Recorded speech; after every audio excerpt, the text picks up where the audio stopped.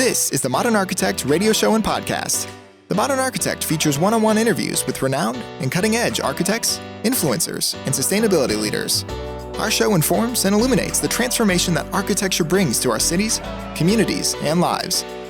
And now, introducing the host of The Modern Architect, Tom Dioro. Today we are joined by Richard Petrie. Richard is the world's leading architect marketing coach. His client success, together with Richard's connecting with Eric Bobrow to form the Architect Marketing Institute, took him onto a much more focused path. Nowadays, most of his time is spent solely on helping architects win better projects. Richard is married with 3 teenage children and lives in Wellington, New Zealand. For more information, feel free to visit their website at archmarketing.org. That's ARCH, marketing.org. Today's episode is made possible by Modeler, the rapidly growing community for AEC professionals to find and share design inspiration. Created and maintained by architects, join hundreds of thousands of other AEC professionals who are part of the Modeler community. Visit modeler.com and follow Modeler on your favorite social media channels for regular design inspiration. Hello, Richard. We're really honored and excited to have you on the Modern Architect Show. Thank you very much for being here. Oh, really great to be here. Thanks, Tom. Thank you. Now, Richard, we talked before we started the show, is a quote or a mantra that you have, and share it with your audience today. I think it's terrific. Well, it goes back to a time when I was actually trying to be a sportsman. I was trying to be a professional cricketer, and I'm not sure whether I heard this mantra or I'm not sure whether I thought of it myself. I guess it might be a little grand to claim it myself, or whether I heard it somewhere. But anyway, the quote is like this, and it's, if you want to be a champion, you need to think like one first, right? And it was particularly relevant to me at the time because I was a struggling sportsman who wanted to be a professional sportsman, wanted to be a very good sportsman. And I spent a lot of time wanting to be a really good sportsman. And once I started adopting, I sort of, once that quote came into my head from somewhere, I started to think as if I was a good sportsman. If you're going to be a champion, you've got to think like one first. So I thought I've actually got to train myself to think at the level I want to be first, even though my reality is not there, but my thinking can be there. And I guess I've used that as a mantra ever since, because I went into sales as well. And once again, sort of a struggling salesman, as often people are. And then I reminded myself what I did in sport that worked so well for me. And that was, my budget was something like, I think it was about $60,000 a month of stuff we had to sell. It was photocopies at the time. And I was struggling away getting, 20, 30, 40 if I was lucky. But then I thought, okay, well, if I'm going to be a champion, I've got to think like one first. Or if I'm going to be a big seller, I've got to think like one first. So I set my goal at selling 100,000 a month. And then I thought, people do that. So I thought, no, I'll go way higher. But anyway, basically went on this exercise of training myself to think like a $200,000 a month salesperson. And same sort of thing. Once you sort of start resonating and thinking in that level, and it's hard to get started because you don't know where to start, to be perfectly honest. But once you kind of tone yourself to that frequency, a lot of funny things start to happen. So it's been a great mantra for me, and I've been, it's worked for a lot of other people too. Yeah, I love that. And segue that into architects and how you are the world's leading architect marketing professional. And how do you shift that mindset? Because so much, if you just go back to architect school, I think most of them don't even talk about business very much. It's just about the design and maybe the process, but not the marketing and not the business. That's right. Yeah, I think you get taught to be an employee at design school, really, don't you? And then it's you're on your own. Well, how does that mantra apply to architects? Definitely applies. If you're winning, let's say, let's rate projects out of 10. If 10 is the dream projects and you're currently, well, let me ask a few questions. So anyone sitting here listening to this, I'll ask you, how good an architect are you out of 10? Right? If 10 is the best in your area, and 0 is the worst, where would you rate yourself?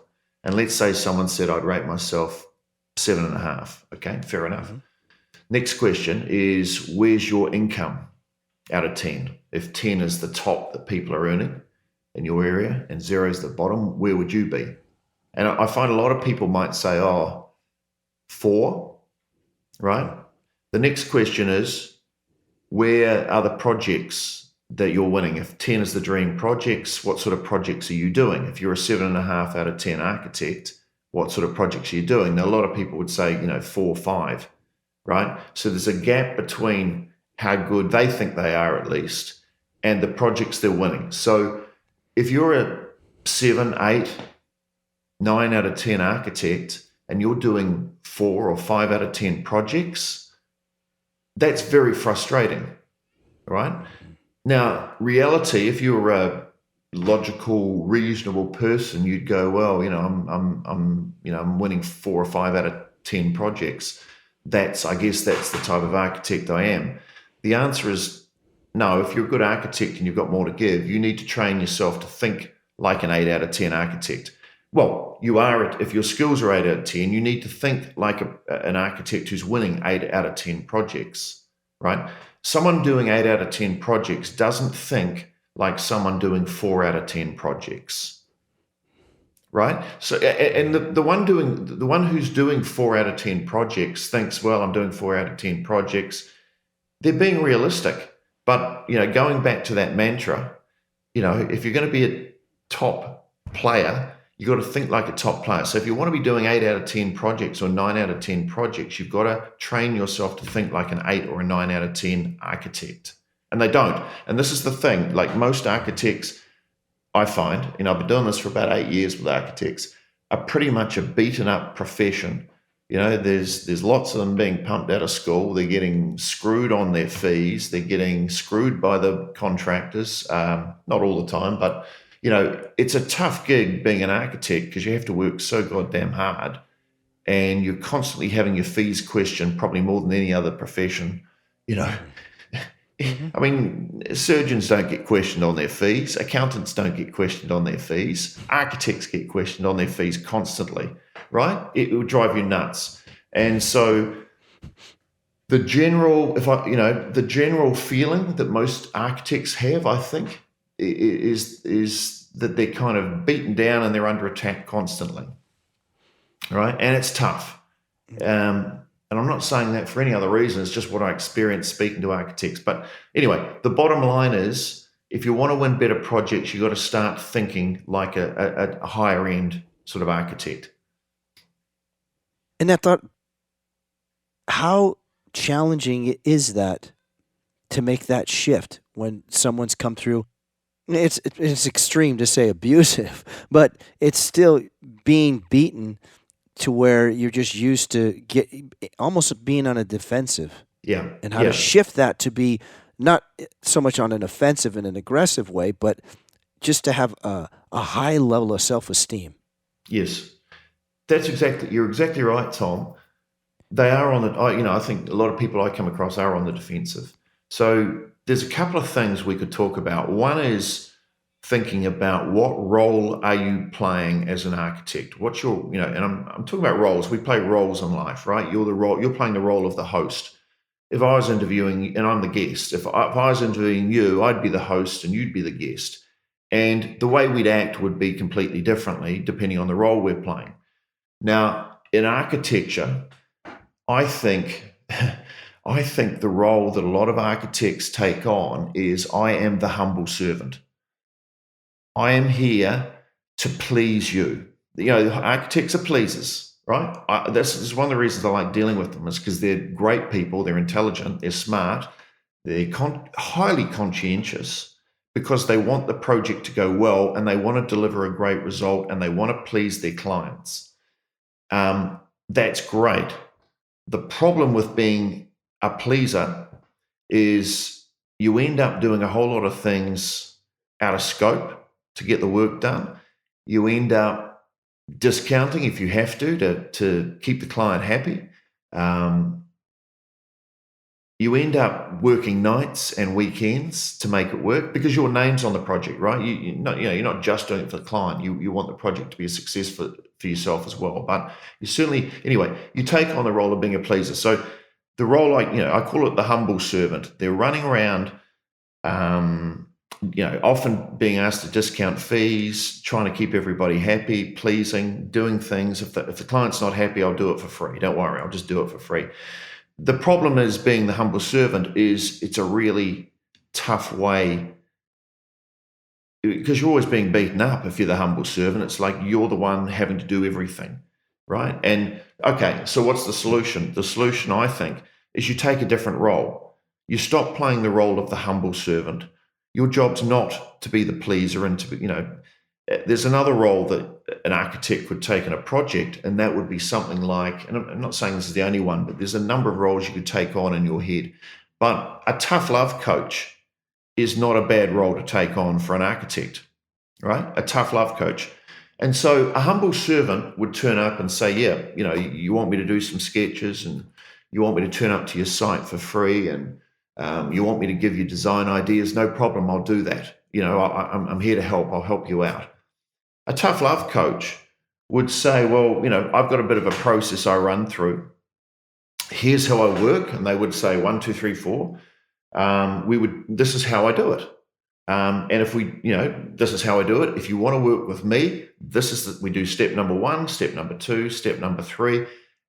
And they would take control, right? A humble servant will follow the client's process and the client's whims. The problem with following the client's whims is the client doesn't really have a process, right?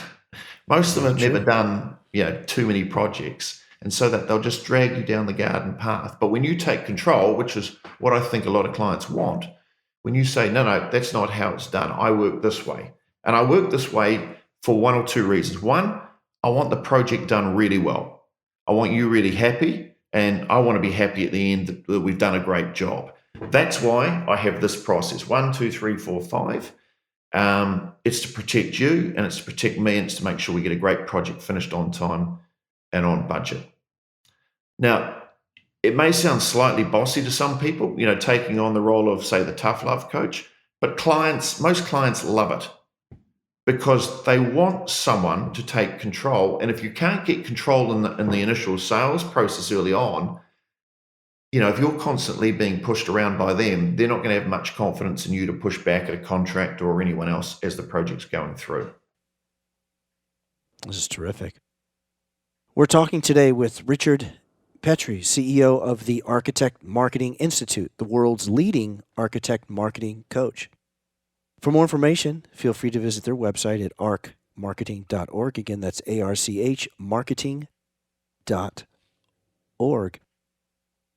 Richard, has the process gotten easier or have you gotten tougher in working with clients to make that adjustment to that, as you say, tough love coach from the humble servant in the last year or two? Well, I think the process is what? Sorry, I don't quite understand the question. Has the process got easier or? Yeah, it's to shift that mindset. Has it gotten easier in the last, say, 3 years than prior to 2 or 3 years of you working with clients? Oh, right. To shift the architect's mindset or for the architects to shift the client's mindset? Actually, a little bit of both. Well, yeah, it's interesting, isn't it? I don't think it's changed from the architect's point of view. They certainly come in a little bit, beaten up, a little bit lacking in confidence. And as you said earlier, on the defensive, I would say that's it. I think it takes, how long does it take to change someone's attitude around that? I would say actually about 2 to 3 months. I think thinking is a habit. A lot of our thinking, particularly our beliefs and our beliefs, and we know it takes 20 to 30 days to change a habit, in the way we behave and to ingrain it into our subconscious. And so it seems to me it takes 2 to 3 months of listening to this type of talk and I guess reinforcing this approach for people to actually start doing it. I think everybody understands intellectually up front, and they go, yeah, I'd much rather, tough love coach. They might say, well, that sounds a bit harsh, but actually, it's your job to deliver the project on time and on budget, right? And someone has to take control. Someone has to be the one who's done it 100 times before, and it's not the client. And that's what I say.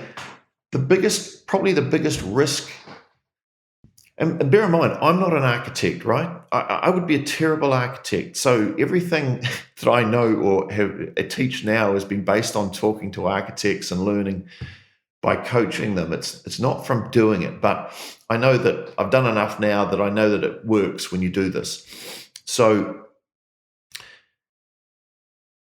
it does. It takes a while for this stuff to sink in, because when you've been on the defensive for 20 years, it's kind of hard to suddenly say, now go on to attack, right? You're now playing offense. Oh, I like that. But it's not a bad way to think about it, because the clients are secretly begging for someone to lead them, right?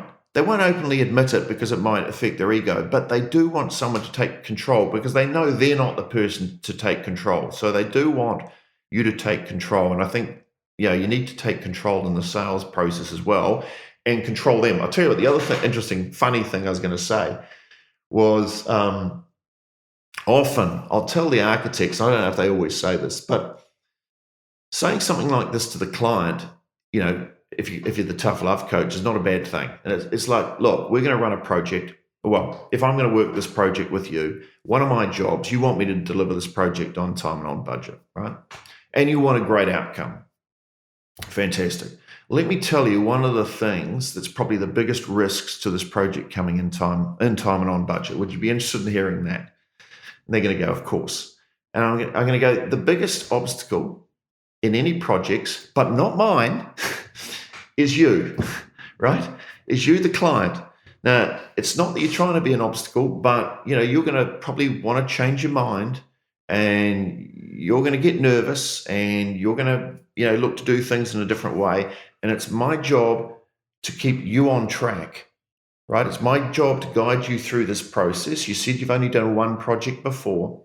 And so it's my job, once you give me the role of being the architect, it's my job to remove anything or mitigate anything that could be a risk to you getting a great project on time and on budget. And if that happens to be you, Mr. Client or Mrs. Client, then I want your permission up front to ask you to turn around, because I'm going to need to give you a boot in the backside. Do I have your permission?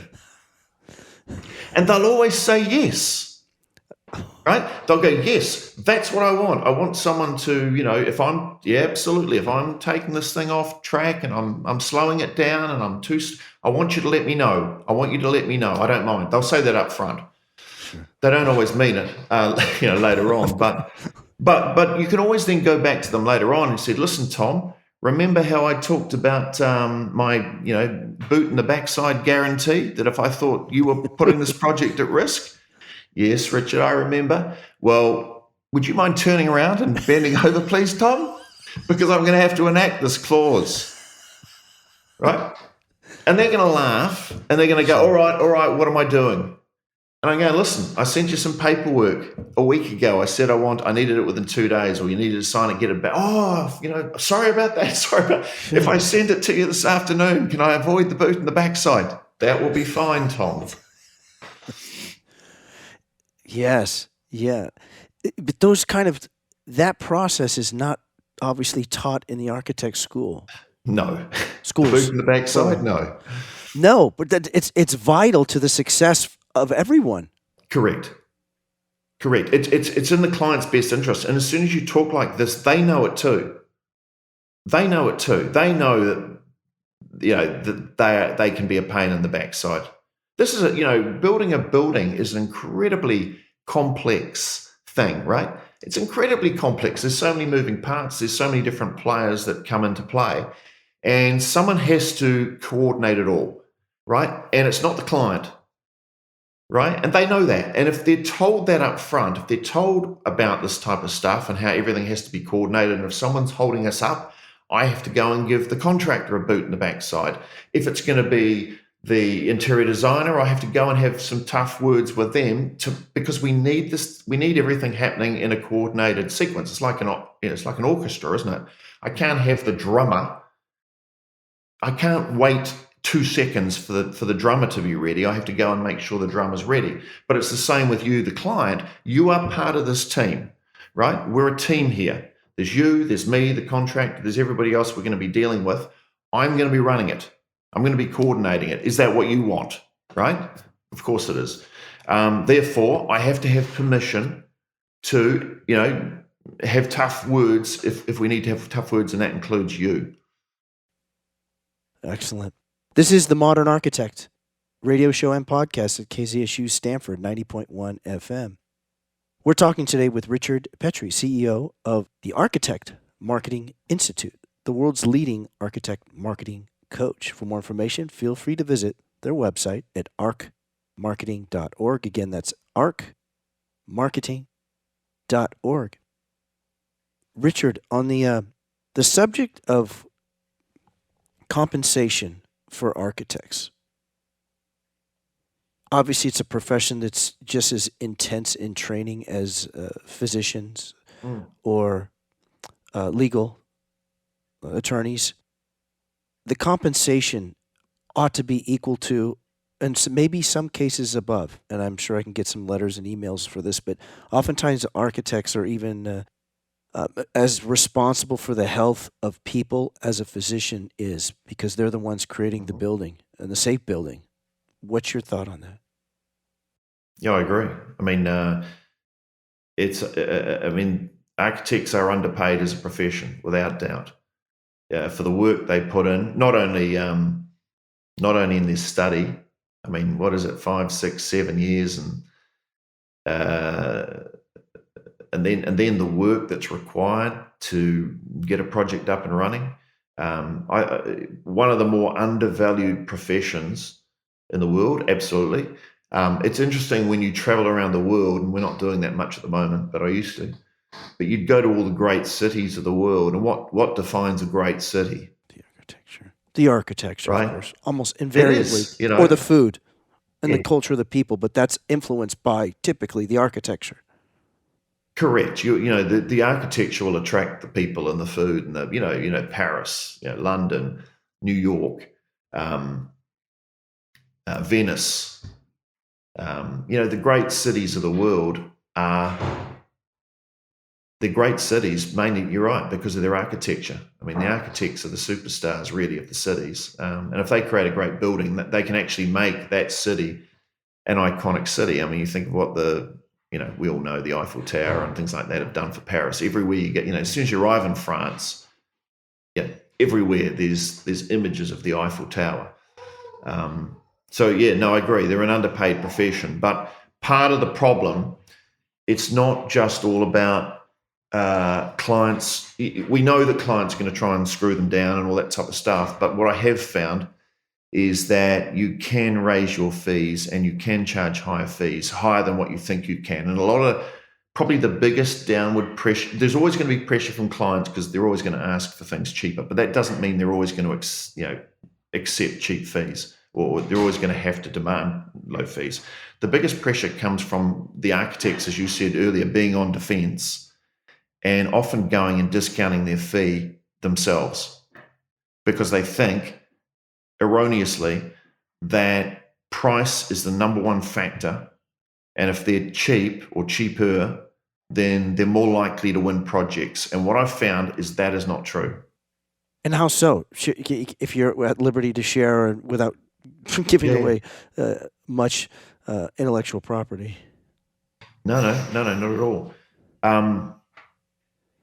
Well, I'll tell you one thing, right? I remember phoning up a lady, Jennifer was her name, and she lived in the California area, and she was looking at applying for one of our programs, and it came up pretty early that she thought she couldn't afford it, and that was fine.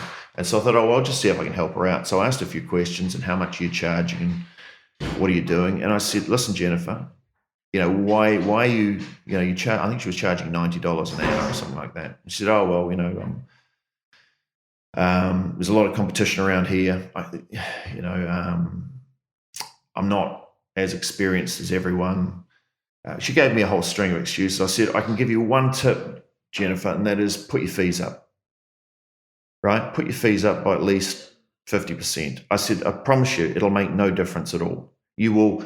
She said, oh, but I'd be worried about losing projects. I said, but you're losing projects at the moment at $90 an hour, right? You're losing projects now. I said, how many projects do you win that you're going for? She said, well, maybe half. I said, if you put your fee up to $150 an hour, you're still going to lose half, right? But the ones you win, you're going to be making some money on it now. And she did do that.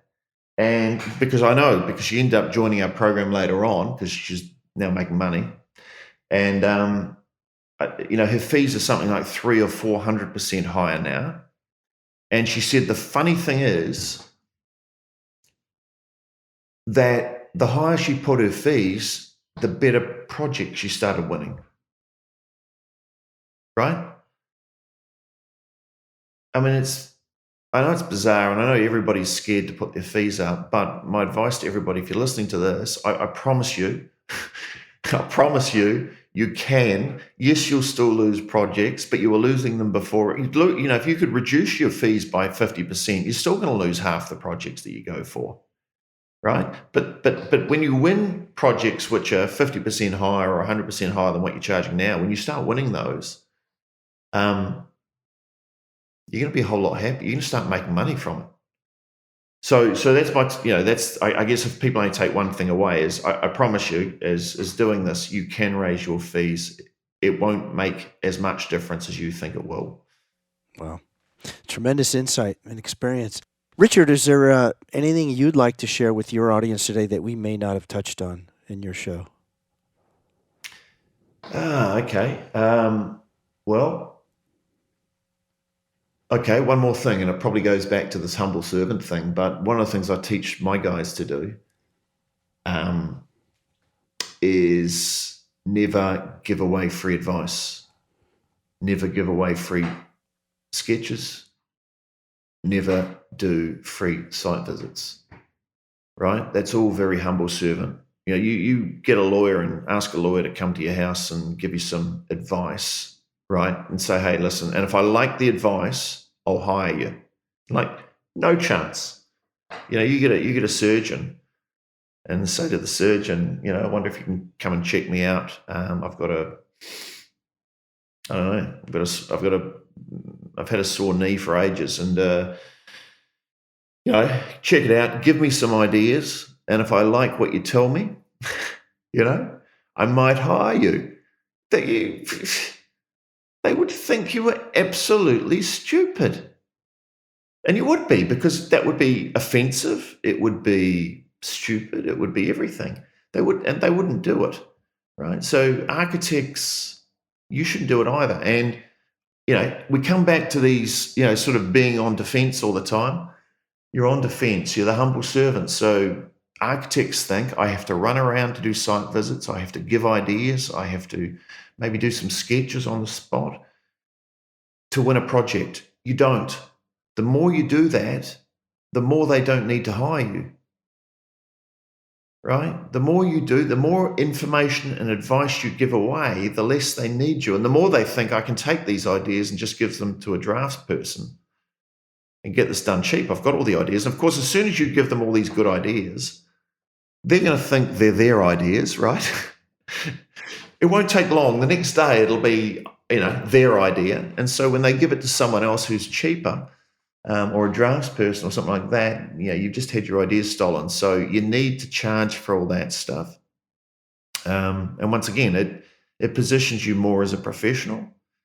It gets you paid. It allows you to qualify, the tire kickers who all they want is free advice anyway, and they're never going to hire you anyway. So it's a chance to get rid of them quickly. That would be the biggest thing, I guess, in 8 years of working, this process of not giving away free advice would be one of the biggest things that that we've had that's changed big time for our clients anyway. Outstanding. Richard, it's been a real honor and a pleasure having you as our guest today. Thank you very much for being here. You're welcome, Tom. Really enjoyed it. Thank you. You've been listening to The Modern Architect. I'm Tom Dioro. Our guest today has been Richard Petrie. Richard is CEO and one of the leading architect marketing coaches for Architect Marketing Institute. Nowadays, most of his time is spent solely on helping architects win better projects. Richard's married with 3 teenage children and lives in Wellington, New Zealand. For more information, feel free to visit their website at archmarketing.org. Again, that's ARCH, marketing.org. Join us again next time when we welcome another outstanding architect, engineer, influencer, or civic leader committed to positive and sustainable cities, communities, and lives. Today's episode is made possible by Modeler, the rapidly growing community for AEC professionals to find and share design inspiration. Created and maintained by architects, join hundreds of thousands of other AEC professionals who are part of the Modeler community. Visit modeler.com and follow Modeler on your favorite social media channels for regular design inspiration.